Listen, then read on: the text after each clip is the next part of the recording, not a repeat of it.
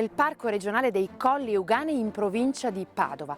Perché questo parco è famoso? Per la sua biodiversità. Ma che cosa vuol dire? Vuol dire che in un territorio relativamente contenuto, perché parliamo comunque di 19.000 ettari, ci sono tantissime specie vegetali e animali. Ad esempio sono state censite oltre 1.500 piante e noi ci troviamo nel giardino botanico sotto a Casa Marina. Inizia proprio da qui il nostro viaggio.